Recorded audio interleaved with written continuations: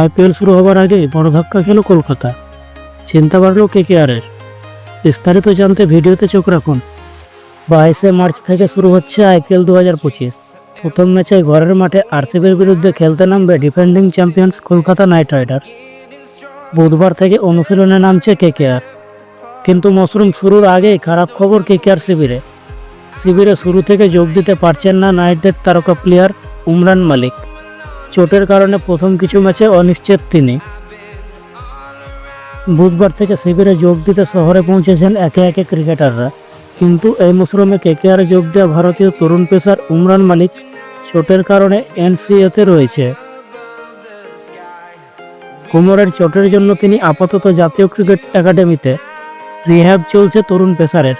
15 দিন আগে শেষবার তার কোমরের স্ক্যান হয়। রিপোর্ট খারাপ নয়, কিন্তু এখনও পর্যন্ত নাইট শিবিরে যোগ দেওয়ার ছাড়পত্র পাননি। এনসিএ সূত্রে জানা গিয়েছে আইপিএল শুরুর দিকে কয়েকটি ম্যাচ বিশ্রাম নিতেও পারে উমরান মালিক। এখনও উমরান মালিক পুরোপুরি ফিট না হওয়া পর্যন্ত কিছু বলা যাচ্ছে না, তবে উমরান মালিক দ্রুত সুস্থ হচ্ছে বলে জানিয়েছেন এনসিএ। কেকেআর ভক্তরা, আপনাদের কি মনে হয় উমরান মালিক সুস্থ হয়ে কেকেআর শিবিরে যোগ দিলেও কি প্রথম একাদশে জায়গা হবে উমরান মালিকের?